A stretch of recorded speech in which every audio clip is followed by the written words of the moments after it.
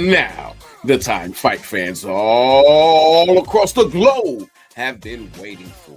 It's your man, The Voice, with this week's main card. Had to do a little shuffle real quick. Y'all saw that. Y'all see how smooth I am.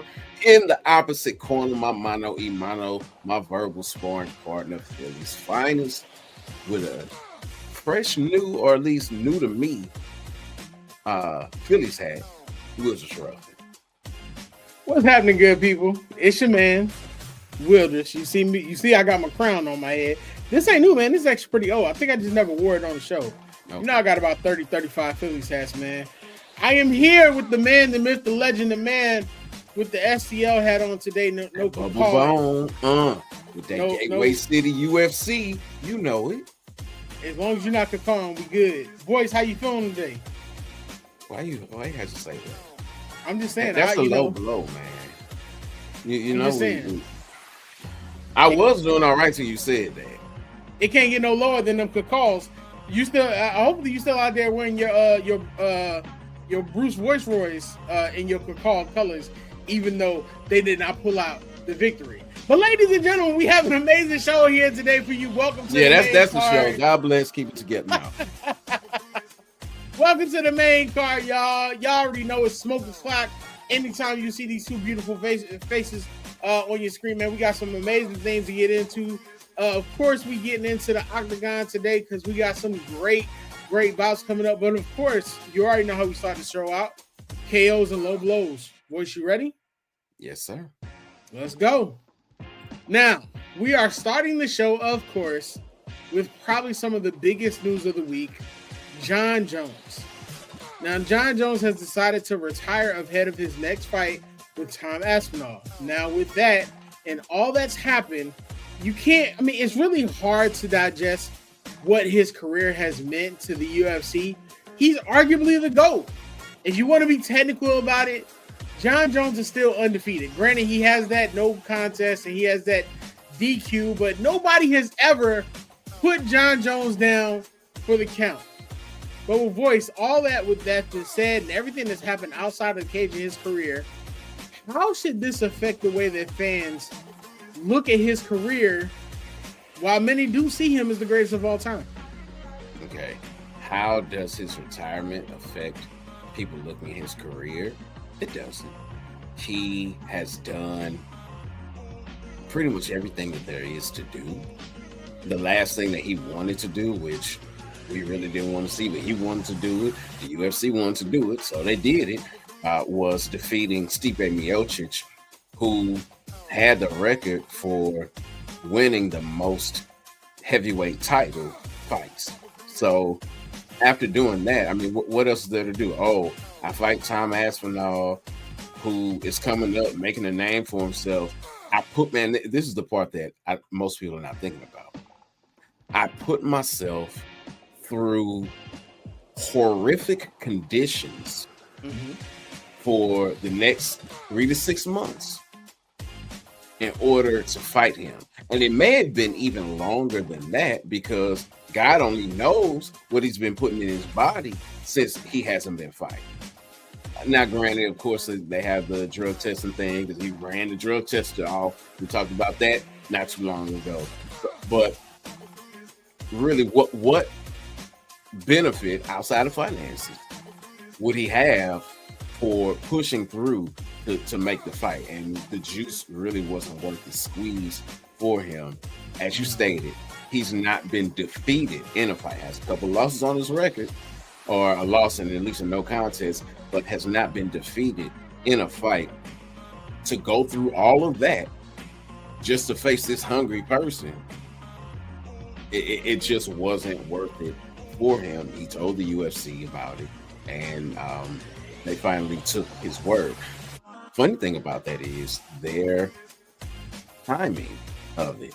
Soon after, find out that he's involved in another alleged hit and run situation, or at least that it was now being reported because it happened, about a month or so ago, and it's just not being reported. Just before that, okay, yeah, he's retired. He called and said he's retired. He said that long time ago. when he was over in Thailand, he was like, I told the UFC my plans.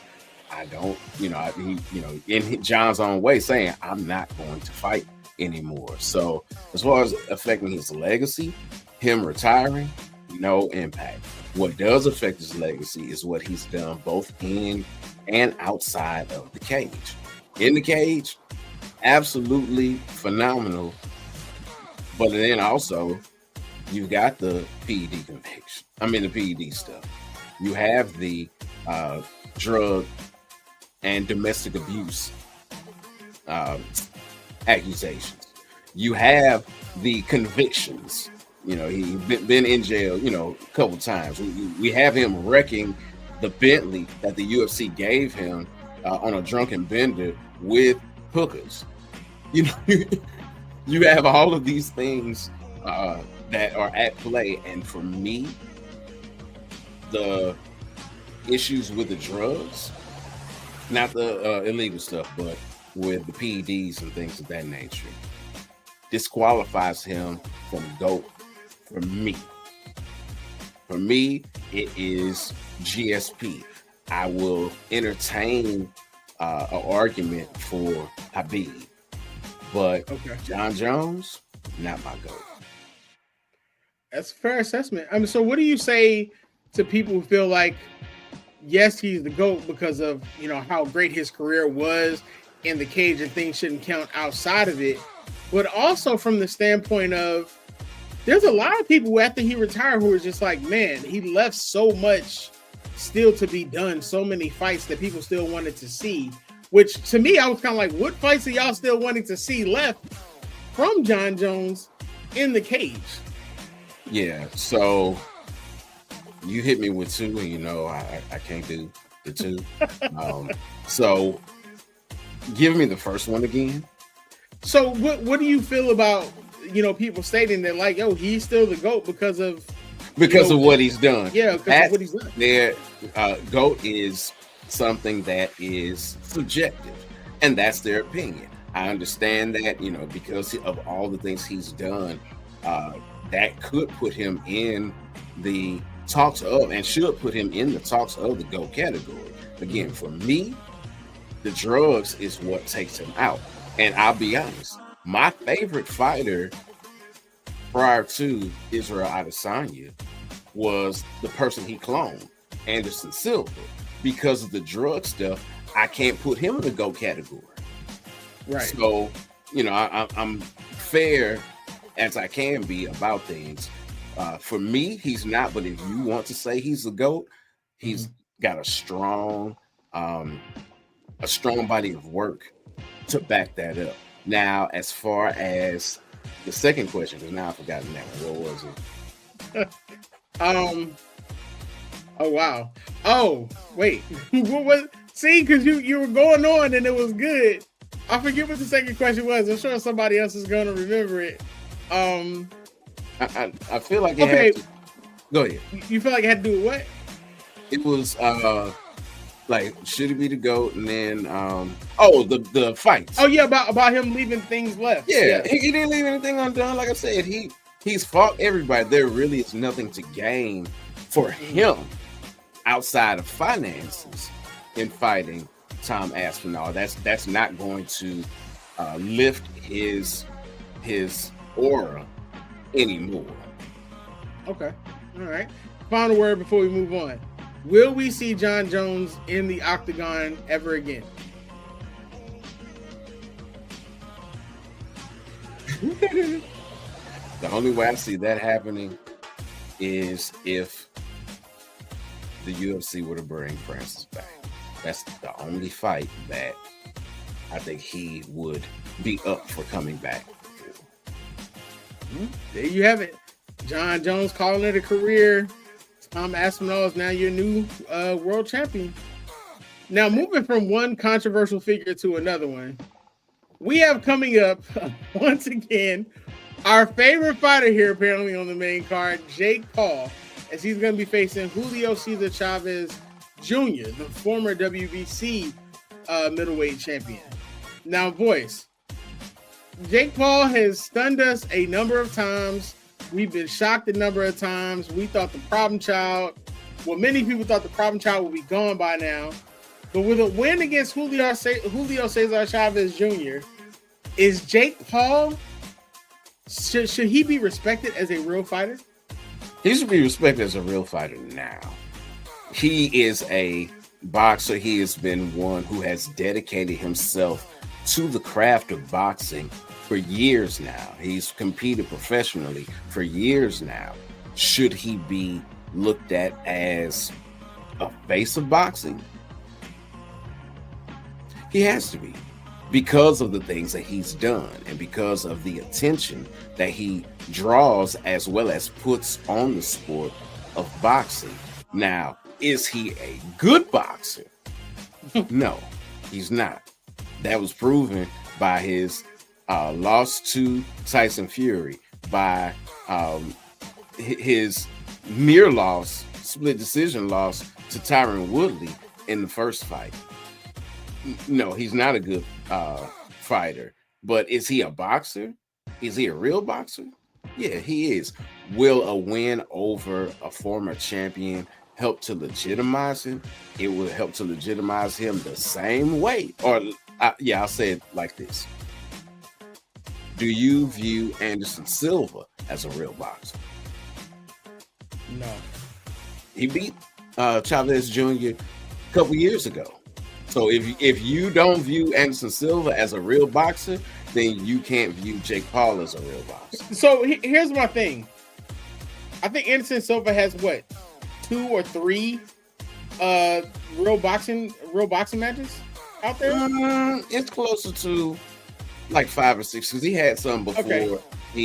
When I think about Anderson Silva, I think about what he's done in the octagon. It's hard for me to take serious as far as boxing because we've never seen him do it consistently in his prime.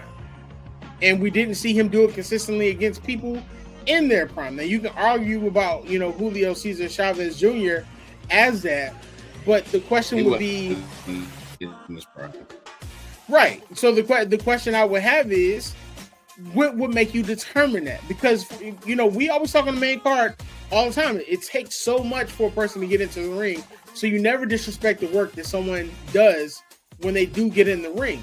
But many people, from media to fans of the sport, don't feel like Jake Paul is a real boxer. They consider him still a celebrity boxer and almost kind of like I hate to say a sideshow because he brings in so much money and attention, but that's what they consider him in comparison to maybe a Danny Garcia or someone of that nature. So that's the reason why I asked that question. So I wouldn't consider Anderson Silva a real boxer, though. In the octagon, you got to know how to fight, but that's totally different. Yeah. Again, I would disagree. I do view both as real boxers. But take it with a grain of salt. Anderson did beat Chavez Jr. some years ago. Granted, Chavez Jr. is coming in cut and like seemingly motivated for this fight. So who knows? And it may be that senior said, look, you already lost to an MMA guy. You better not lose to this little Disney boy. So, who knows what we're going to get, but it's not uncommon for Chavez to quit. So if that were to happen, I mean, it's how Chavez gets down. Disney boy is crazy. Hey, whatever you want to say. Better than a YouTuber. Chavez has a record of 54-6, so we'll see what they'll say afterwards. Yeah. Speaking of Disney boys, or at least Paul's, Logan Paul is someone who was a YouTuber, is now a professional wrestler, and over in Riyadh, Saudi Arabia, a bout has been scheduled. The Night of Champions. You got the King and the Queen of the Ring taking place, as well as the main event. John Cena facing off against CM Punk for possibly the last time? My question to you regarding that is, if this is indeed the last time, Mhm. what has been the most memorable match that these two have had together? It's kind of hard to say that because you have to look at the totality of their rivalry. Their rivalry has sparked some of the greatest moments in WWE history, including CM Punk's pipe bomb. You have CM Punk's win after the pipe bomb, which saw him walk away with the WWE title at the time, which many would consider to be their greatest match. But they've had a number of they have a chemistry unlike few people have, and it's probably one of the greatest rivalries in WWE history. If this is the last time, it's going to be the last time that we see two greats. Now, I've been on record as to say I have not been a big fan of Cena's heel turn, but the past SmackDown that showed where he actually dropped his version of a pipe bomb, it reinvigorated not only Cena's heel turn, but it gave extra meaning to what this rivalry is when you see the callbacks that Cena had during that pipe bomb event. Now, Cena versus CM Punk is some of the greatest cinema that you'll see. And of course, we saw last right before Cena's heel turn when Seth Rollins stomped CM Punk for Cena to win that match in the cage. So it's going to be great to see as Cena goes into the sunset. You know, of course, the last match we saw with him and R-Truth, if you look back, CM Punk and John Cena and R-Truth faced off before then. CM Punk interrupted, and that's what happened. So it's a lot of callbacks right now as we finish out probably two great story careers, because we don't know how much left we're going to have CM Punk here either. Okay.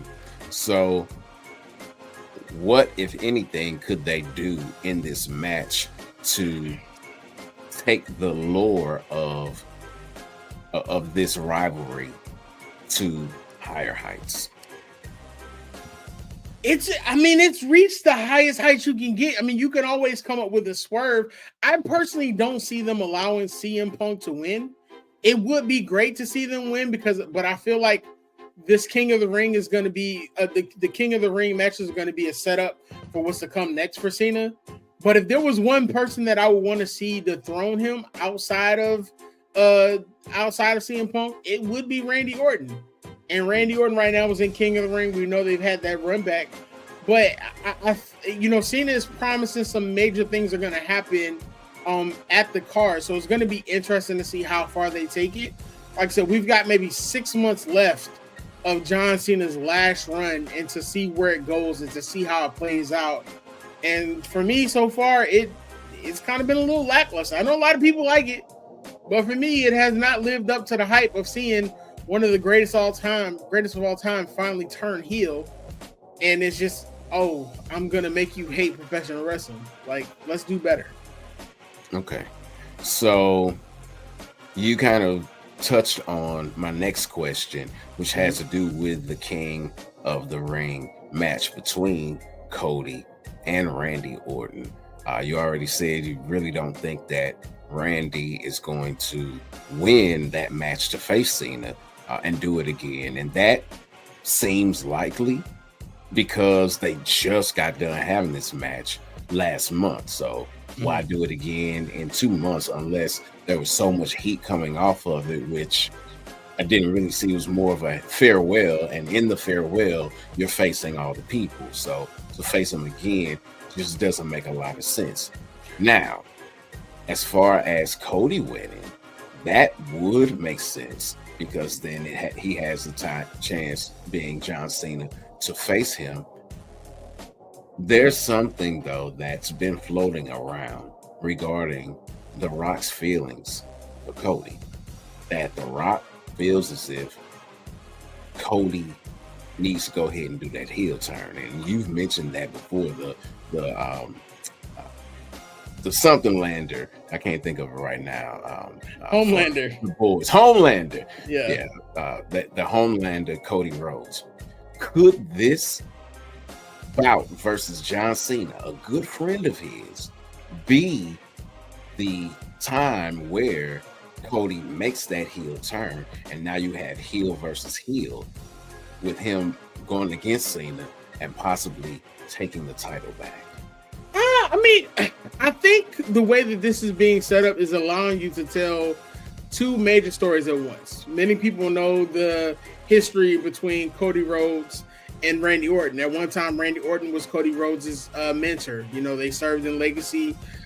Cody Rhodes has always talked about him in that manner, and in certain instances, we've seen them face off, you know, in the ring as far as going back and talking. And a couple times that we've seen, you know, potential heel turns for Randy Orton. Do I think this is the perfect time to pull the trigger on letting Cody go heel?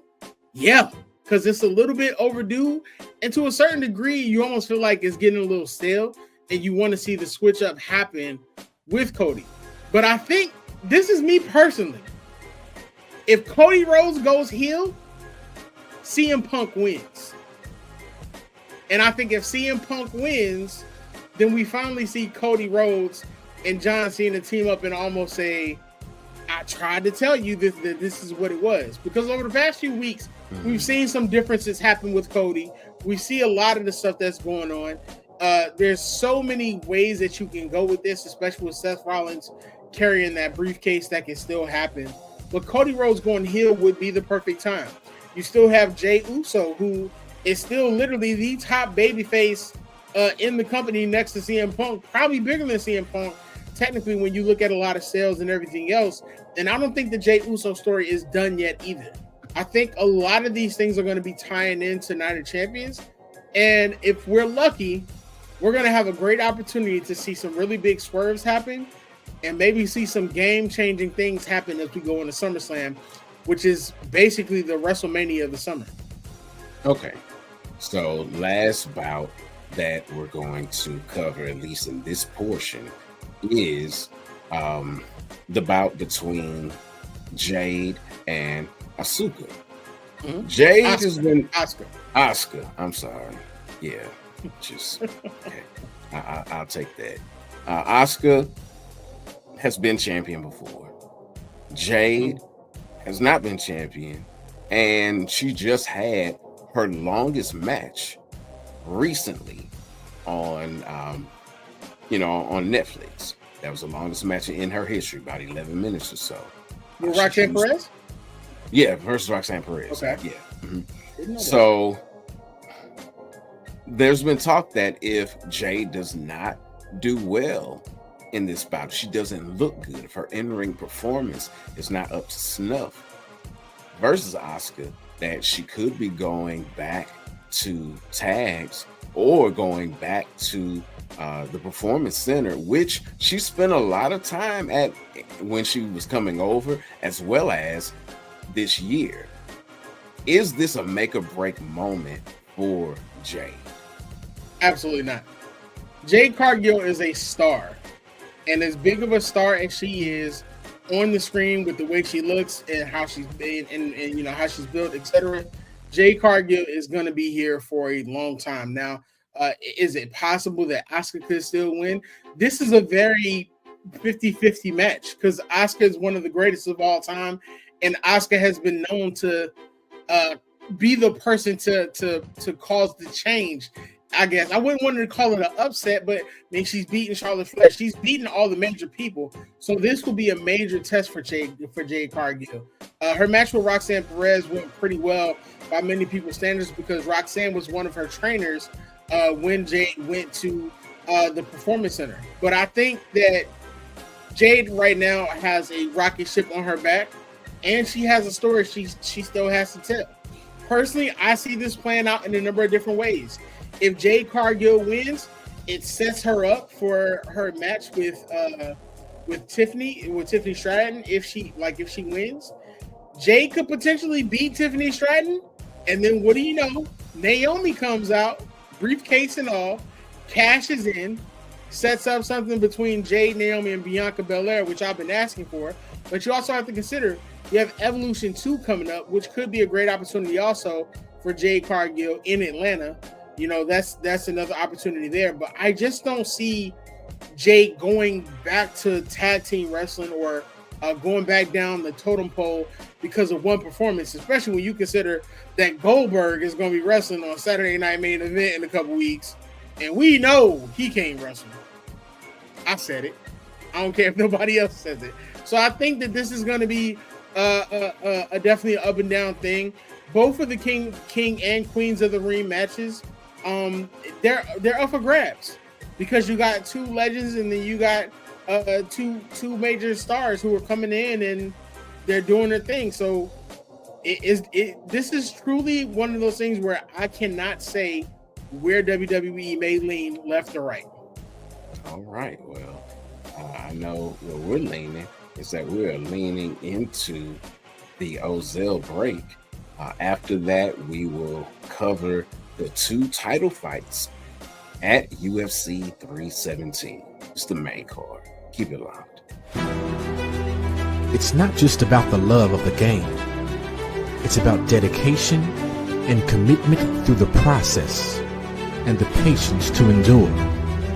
There's joy in reaching your goals and peace in knowing you've done all you're supposed to do. Ozell brand.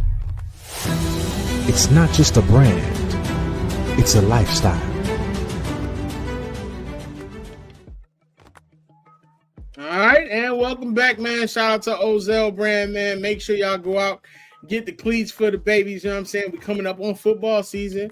Make sure you get your Bruce Royce and that royal blue, and you can go out and call for your losing team. Anyway, we got some amazing things to get into. It's International Fight Week, and we are wrapping it up with a bang and not just a promotional. I'm sorry, boys. I had to do it. You've been doing it with me all year, man. I ain't mad. I ain't mad because y'all don't even have a UFL team. That's because we got a championship Super Bowl team. Anyway, but you don't claim. Actually, I actually announced that I was leaving the Pittsburgh Steelers when I saw Aaron Rodgers signing, and they made some guy an honorary member of the Steelers, which I will not say his name on this show. Anyway, we're wrapping up International Fight Week with a bang, and it's not just a promotional convoy.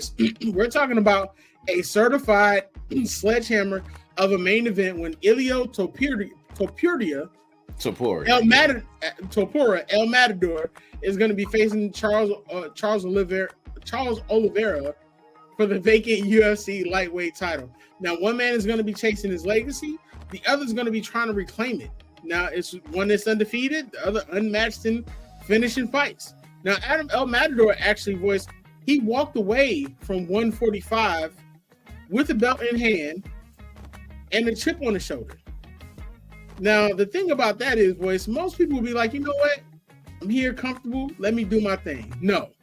After knocking out legends like Volkanovski and Holloway, the self-proclaimed evolution of MMA is aiming for 2-division greatness. He went on he stated, "You've never faced me. You've never faced someone as skilled as me," when he was talking to Ariel Helwani about his opponent. The only thing he has to do is show up, and I'll do the rest. But let's not just act like this is a one-man coronation. Now, across from him stands a human highlight reel, voice.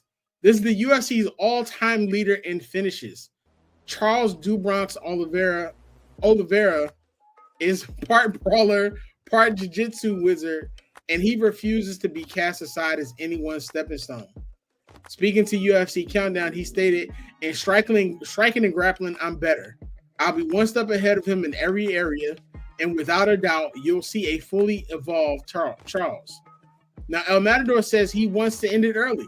First round. He just needs Charles to do what he always does, and that's come forward. He stated, "Just try to stay in the middle of the octagon. Try to do that, and you're not going to see me coming." But Charles, he's all in on the chaos. Dubronx said that's where he thrives, and that's where he takes hearts. There's one recipe for an instant classic, and it's possibly the birth of a new king at 155, or it could be the resurrection of an old one, as these two seem to not particularly care for each other, and they're going for the jugular. So, voice, I'm here to ask you, are we crowning El Matador as a new face of the lightweight division? Or does Charles Oliveira remind us why legends never die?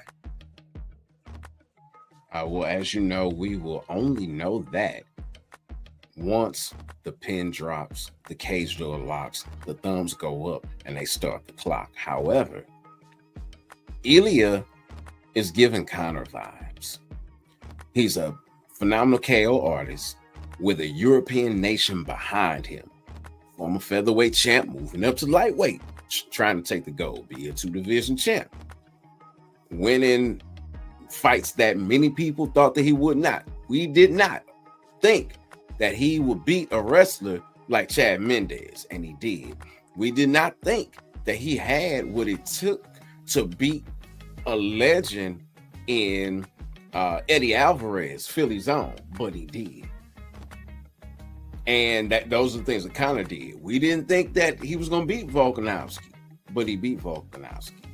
We didn't think he was going to knock out Max Holloway, who's never been knocked out and fought wars at 155, but he chinned him and gave him his first KO loss. He's undefeated. So like I said, making predictions, kind of vibes. The biggest difference, though, is that Topuria started off in BJJ. So he's not afraid to mix it up if it goes to the ground. He's just been knocking everybody out. One thing that he has stated that is much different in this is that he doesn't really have to cut weight, which that is helpful because you have time to work on your skills more because you're not just doing a bunch of cardio to get the weight down. However, DuBronx has been at 155 for a while. Like, he is the bonus and the stoppage king. Nobody has more stoppage wins in the UFC than Charles DuBronx Olivera. No one has more performance bonuses in the UFC than Charles DuBronx Olivera. And like I said, he's a real lightweight. Been at this weight for a while. 5'10", not a small dude. And has done what people didn't think. We didn't think he was going to make it out of that Chandler fight the first time because Chandler had him on skates, and he did. We did not think he was going to beat Justin Gaethje, and he did. We did not think that he was going to beat Dustin Poirier, and he did. But he also had some issues with Chandler in the last round of their last fight. So there are still some question marks there. One of the biggest question marks for me, though, is actually for Topuria. One of them, or I should say they're kind of together. You're coming up in weight. Are you really at the weight that you need to be at? Will you be there fully in this first fight? And most importantly, regarding all that, will your power carry from 145 to 155? Those are the questions that have to be answered when they fight. Could either of these men be crowned the new champion because the title is vacant? Absolutely. Everyone has pretty much crowned Topuria champion, like he is a real big favorite in the fight. People were thinking the same thing about Tatiana Suarez too, and that didn't happen. A lot of people were thinking that I can't think of her name, Myra Brando Silva, when she was fighting Raquel Pennington, that it was a foregone conclusion, and it wasn't. So we've been disappointed with our lock predictions as of late. Will that happen again? We'll find out when they fight. It's definitely going to be interesting when you consider that literally of his 16 fights, Ilia's opponents have only reached it to allow the refs to make a decision twice. The other 14 times, submission, KO, knockout. So it's going to be interesting to see. Charles has a lot to give us, and we've seen him create some major highlights. That's going to be an exciting bout. That's going to be UFC 317. Make sure that you all tune in and follow the voice, because you know he's going to have the best of the best as he's scoring those fights. But voice, the funny thing is, that's not even the only one. In the co-main event, a rivalry nearly a decade in the making is coming full circle under those Vegas lights, as we also get Kai Kara-France versus Alexander Pantoja. But this time, voice, it's not on reality TV, and it's not an exhibition bout. This one is for the undisputed flyweight championship of the world. Now, back in season 24, The Ultimate Fighter, the Cannibal handed Cara France an early exit, but that was then, and he has stated it. He said, "We're not the same fighters as we were 9 years ago. I was just a boy pretty much, and I wasn't training at CKB. So a lot of things are different. That difference is now measured in knockout power, and that's 12 of them to be exact, boys, and championship level confidence." Carl France is walking around. He said he's not just planning to win. He's planning to chase a moment that rewrites the narrative. He said, "I want to be the first one to knock him out in the UFC flyweight division, bringing the belt back to New Zealand. That's what I'm chasing." But across from him stands a champion in the Cannibal who knows what it's like to survive wars. Now, he's called Carl France the Mike Tyson of the flyweights. Is that a compliment? Sure.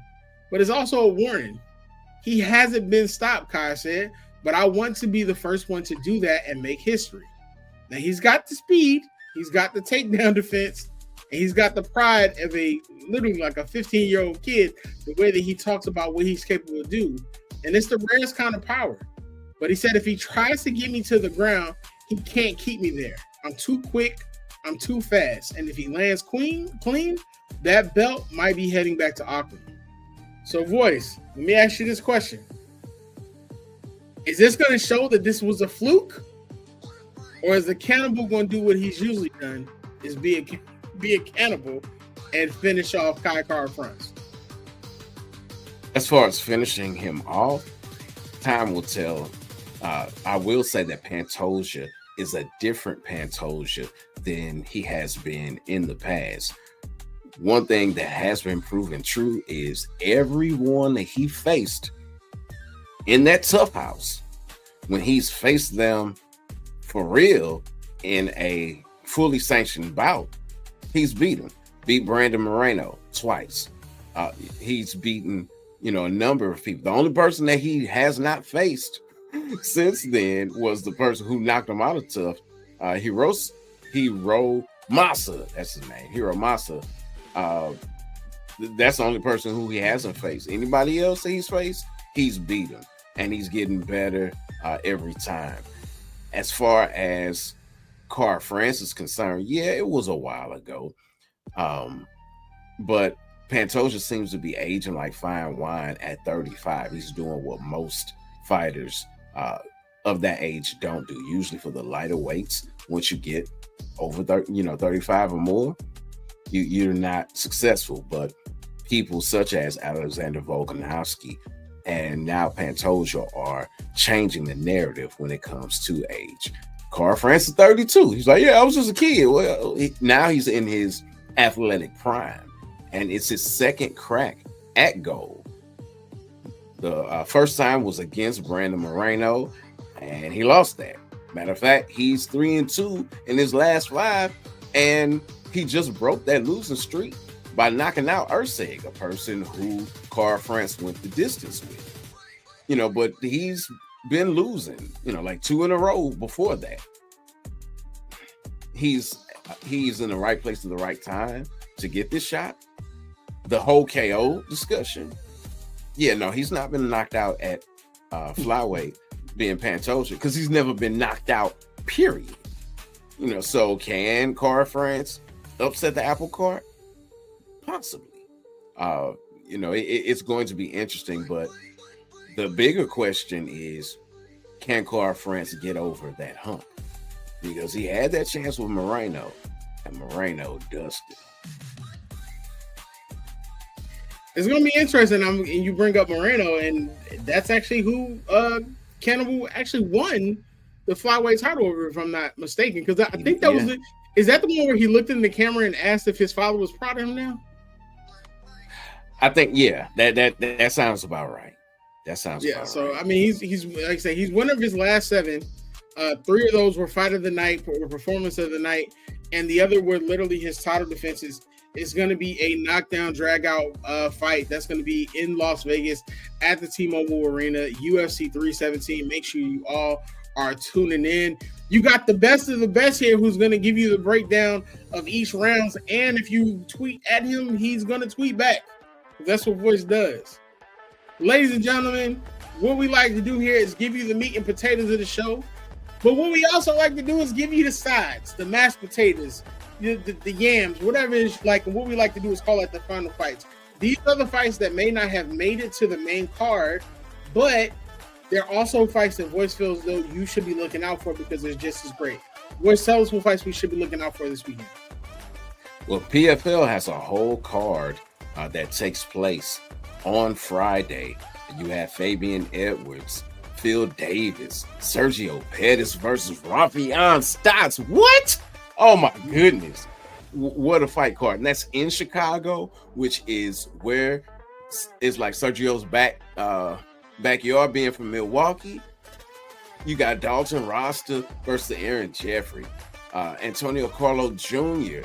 is fighting on this card. Old Shoeface is getting into action on this card. That's on Friday. But then also on the UFC 317 card, that international fight night event, you got Brandon Royval taking on Joshua Van. That's another flyweight banger. But that's not all. We got a whole lot of boxing going on that we really haven't talked about.